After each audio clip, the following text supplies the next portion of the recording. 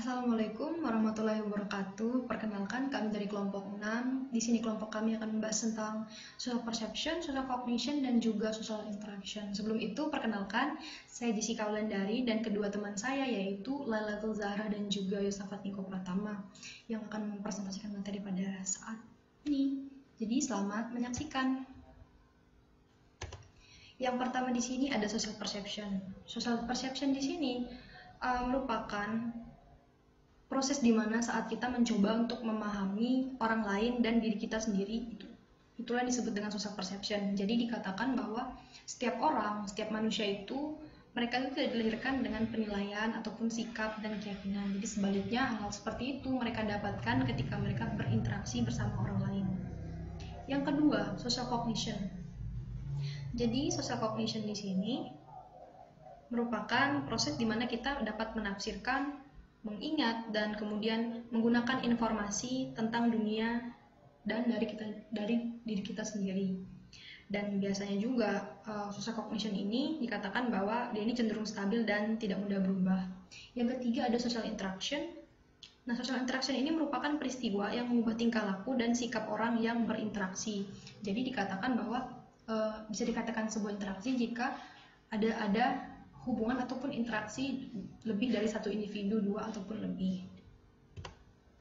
Selanjutnya ada attitudes dan juga attitudes and values. Jadi untuk attitudes atau sikap ini adalah representasi dan evaluasi psikologis terhadap seseorang terhadap berbagai ciri dunia sosial. Itu yang disebut dengan sikap. Nah, sedangkan untuk values, di sini values itu merupakan sikap yang mencerminkan prinsip standar atau kualitas yang dianggap paling diinginkan atau nilai dari yang ditetapkan oleh individu itu seperti apa. Dan di sini dikatakan nilai memegang posisi yang sentral ataupun netral ketimbang sikap. Selanjutnya ada Western and non-Western values. Jadi Barat dan non-Barat, nilai Barat dan non-Barat. Jadi kalau menurutnya Weber, yaitu seorang filosofis, katanya nilai paling mendasar dari peradaban Barat itu adalah pekerjaan, prestasi, berjuang untuk efisiensi dan konsumsi barang material. Nah, sedangkan untuk non-Western atau non-Barat, nilai-nilainya itu katanya ini agak penting, tetapi tidak dianggap terlalu kritis. Nah, jadi inti dari nilai-nilai non-Barat adalah menghormati tradisi, melakukan penghormatan kepada otoritas, dan juga stabilitas secara keseluruhan. Jadi di antara ini ada yang disebut kolektivitasnya non-Western dan individualismenya Western values.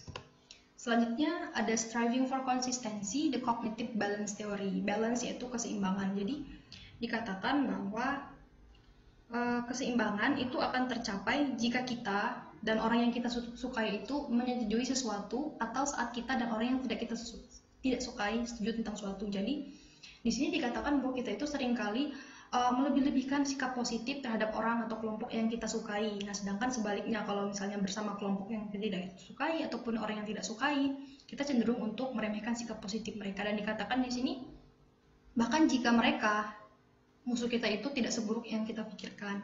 Jadi cenderung seperti itu. Selanjutnya avoiding inconsistency, cognitive dissonance. Nah, di sini dikatakan bahwa dissonance itu merupakan ketegangan psikologis yang disebabkan oleh ketidaksesuaian. Jadi dissonance itu ketidaksesuaian antara sikap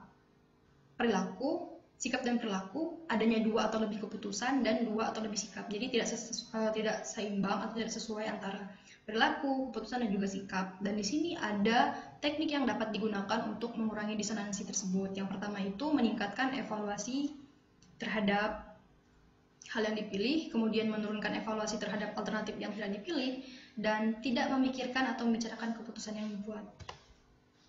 Next, psychological dogmatism.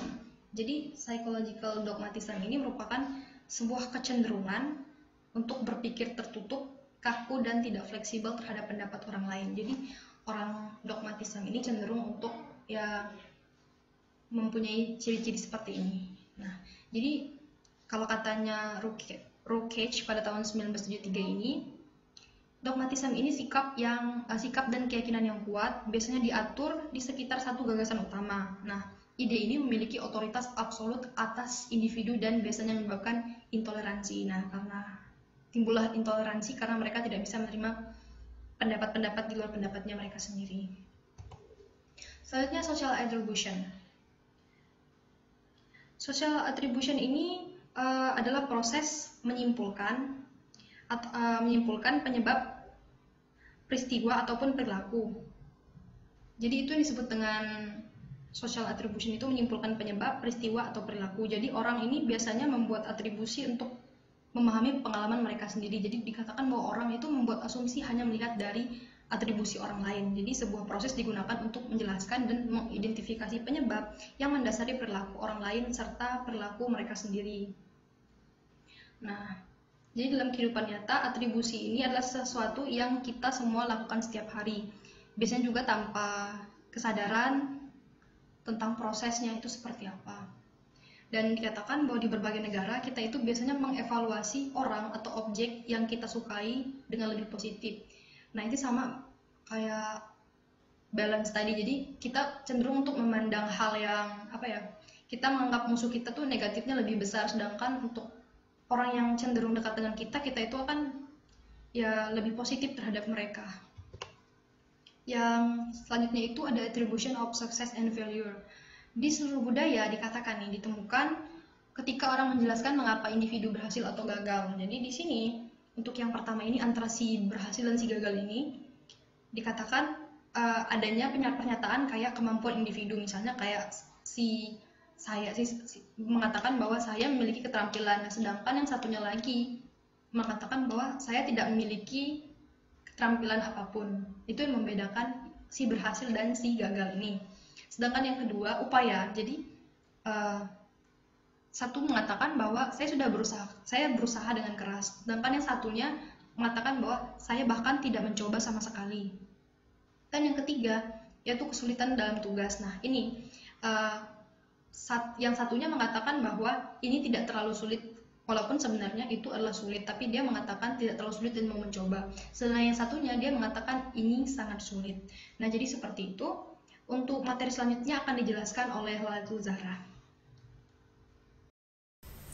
Selanjutnya pada Duty and Fairness in Individualist and Collectivist Culture, kita akan membahas mengenai interpretasi suatu aturan perilaku moral itu dipengaruhi oleh budaya. Ada dua pandangan tentang moralitas, pertama berbasis keadilan dalam budaya individualis, dan kedua berbasis kewajiban dalam budaya kolektivis. Bagaimana sih itu pandangan berbasis keadilan dalam budaya individualis?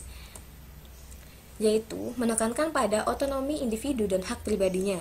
Mereka mementingkan kebebasan pribadi. Sedangkan pandangan berbasis kewajiban dalam budaya kolektivis didasarkan pada keyakinan bahwa kewajiban kepada orang lain adalah dasar moralitas. Nah, contohnya, perbedaan antara dua budaya ini misalnya pada negara Amerika Serikat dan Indonesia. Amerika akan lebih mendukung pilihan pribadi individu, jadi mereka dalam budaya individualis. Sedangkan pada Indonesia cenderung menarik peraturan dan norma yang diperlukan, berpandangan pada masyarakat mengikat orang lain. Nah, jadi Indonesia dalam budaya kolektivis. Selanjutnya kita beralih mengenai stereotip. Stereotip adalah asumsi kategoris bahwa semua anggota kelompok tertentu memiliki sifat tertentu. Nah, persepsi sosial juga terlibat dalam hal ini. Persepsi sosial seringkali membuat kita menyederhanakan informasi yang masuk dan mengkategorikannya berdasarkan kelompok. Misalnya, kita sebagai orang Indonesia melihat orang Barat atau asing lebih maju secara intelektual.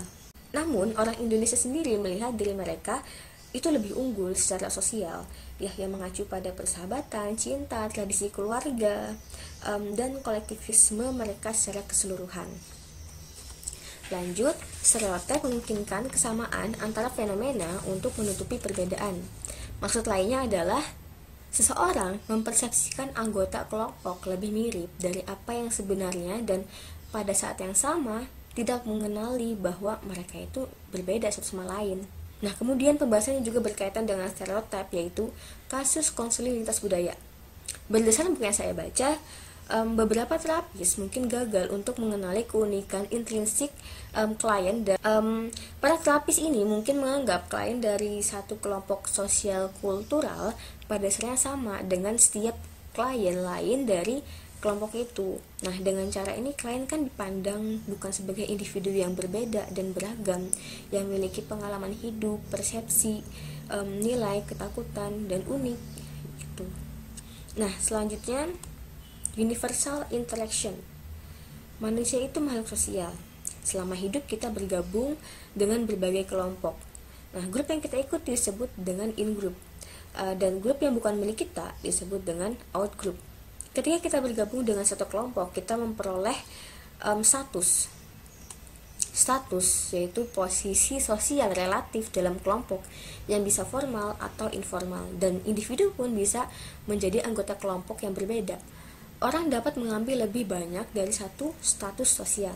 Misalnya, seseorang yang juga seorang ibu dan anak perempuan, dan juga sebagai seorang guru maupun sebagai pelatih tenis misalnya.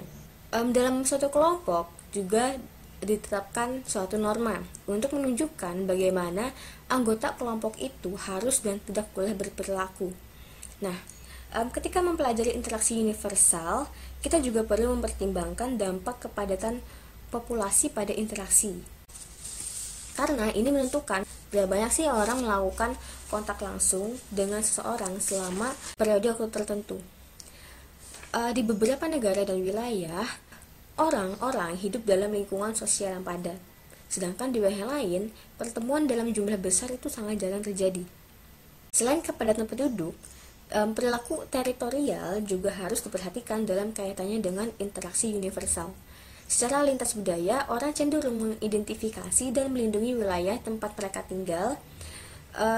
Perilaku teritorial ini mencakup tindakan mengidentifikasi wilayah, kepemilikan, atau harta benda. Contohnya, pagar di sekitar rumah, atau kita menaruh tas di atas meja, itu adalah contoh perilaku teritorial. Nah, kata para antropologi mengatakan perilaku teritorial itu hal yang alami dan terjadi pada individu maupun kelompok sosial. Oke, jadi budaya kolektivis dan individualis juga ikut mempengaruhi interaksi sosial dalam berbagai macam situasi. Orang-orang dalam budaya kolektivis cenderung lebih berinteraksi dan dengan intensitas yang lebih besar dengan anggota dalam kelompok mereka dibandingkan orang-orang dari budaya individualis gitu. Selanjutnya kita membahas mengenai kontak langsung dan bahasa tubuh. Orang-orang memiliki pemahaman yang sama tentang banyak bahasa tubuh. Mereka mengidentifikasi gerakan menantang, mengenai senyum ramah, dan mungkin panik dengan cara yang sama saat mereka merasa takut. Misalnya tanpa mengucapkan sepatah kata pun, hampir semua orang dapat menunjukkan bahwa mereka itu tidak tahu suatu jawaban dari pertanyaan, dan menggunakan bahasa tubuh yang universal sambil mengangkat bahu.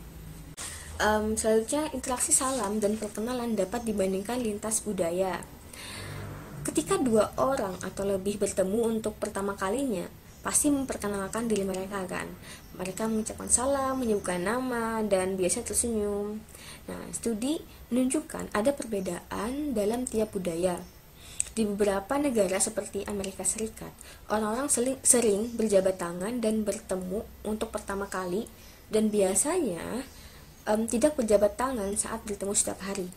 Nah, sebaliknya di negara seperti Indonesia, orang berjabat tangan dan dengan teman dan kolega mereka itu hampir setiap hari. Ketika kita bertemu, kita berjabat tangan. Ketika kita mau pamit, kita juga berjabat tangan, ya. Seperti itu. Selanjutnya, kontak mata memainkan peran sentral dalam hubungan internasional. Jadi berdasarkan buku yang saya baca, sebagian besar budaya orang diajari untuk tidak menatap orang asing. Namun kontak mata selama percakapan adalah tanda ketulusan dan ketertarikan. Nah, hal ini tidak terjadi di Korea. Kamu harus mengenal seseorang dengan baik dulu sebelum mulai menatap matanya. Selain kotak mata, di beberapa budaya seperti Jepang dan mungkin Indonesia, ada aturan yang melarang menyentuh teman lawan jenis di pinggang. Sedangkan di beberapa negara seperti negara-negara Eropa, Belanda, Jerman, Finlandia, dan Amerika Serikat pun menganggap hal itu tidak penting. Nah, jadi secara keseluruhan pemahaman masyarakat tentang budaya, etnis, dan adat istiadat nasional bisa sangat berguna dalam interaksi lintas budaya. Conformity, pengertiannya adalah bentuk pengaruh sosial di mana seorang individu mengubah sikap atau perilakunya sesuai dengan norma dan ketentuan yang berlaku di kelompok maupun di lingkungan sekitarnya. Individu melakukan penyesuaian untuk menyesuaikan diri dengan masyarakat lainnya serta menghindari sanksi yang berlaku pada lingkungannya. Contoh, ketika wanita Eropa pergi ke tempat yang mayoritasnya penduduknya adalah Muslim, mereka melakukan penyesuaian dengan cara memakai kerudung atau menutup kepala. Faktor yang mempengaruhi conformity adalah komitmen. Contoh, individu yang masuk circle pemabuk namun memiliki komitmen yang kuat, ia memiliki kesempatan yang lebih kecil untuk ikutan mabuk daripada individu yang tidak memiliki komitmen. Yang kedua ada motivasi. Motivasi dapat mempengaruhi penyesuaian individu karena adanya reward dan punishment. Contohnya, individu dalam kondisi kesusahan, lalu orang lain menjanjikan memberikan solusi dan penyelesaian masalah, maka individu tersebut cenderung menuruti orang yang membantunya. Hal itu disebut kepatuhan yang merupakan salah satu bentuk penyesuaian.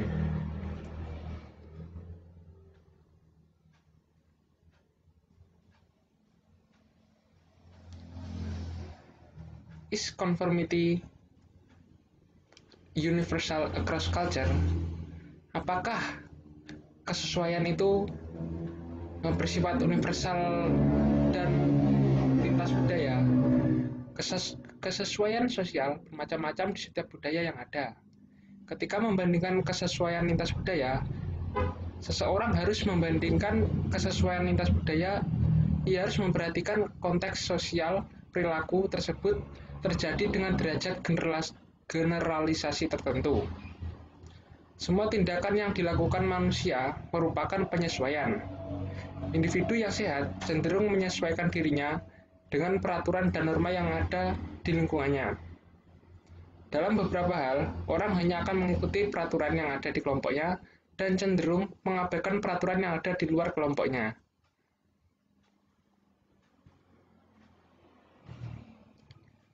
Selanjutnya, following order atau mengikuti perintah, atau juga bisa ketaatan. Following order adalah bentuk penyesuaian ketika seseorang hanya mengikuti perintah dari orang lain. Kepatuhan terhadap otoritas didefinisikan mematuhi peraturan atau perintah yang diberikan oleh figur dari otoritas itu sendiri.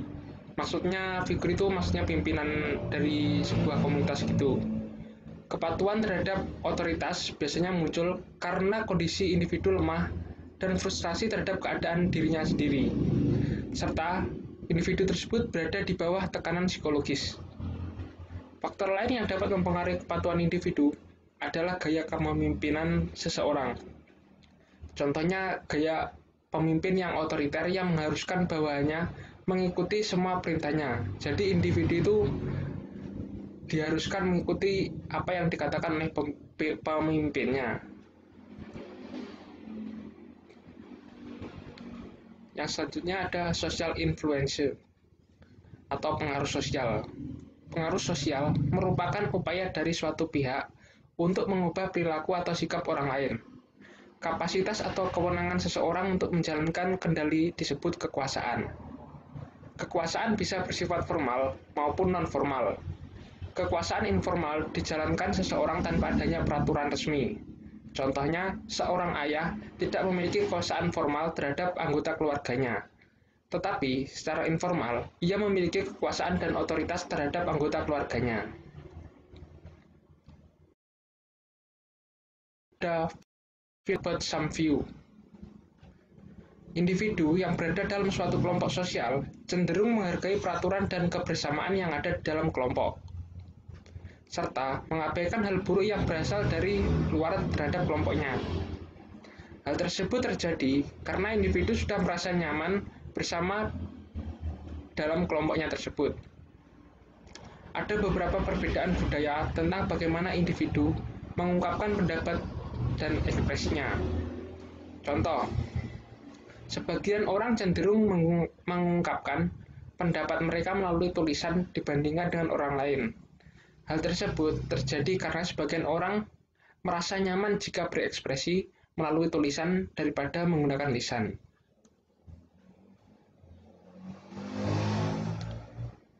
Yang terakhir ada, is social loving universal? Apakah kemalasan sosial itu bersifat universal atau umum? Kemalasan sosial bukan merupakan fenomena yang bersifat universal atau umum. Penelitian yang dilakukan di Cina dan Jepang menunjukkan bahwa kemalasan sosial tidak terjadi dalam perilaku kelompok yang diteliti di negara ini. Dalam beberapa kasus, muncul fenomena sebaliknya. Ketika individu mengerjakan sesuatu secara berkelompok, itu justru akan meningkatkan kinerja individu di dalamnya. Faktor yang mempengaruhi kemalasan sosial antara lain kondisi psikologis anggotanya, loyalitas individu terhadap kelompok, dan tanggung jawab terhadap kelompok.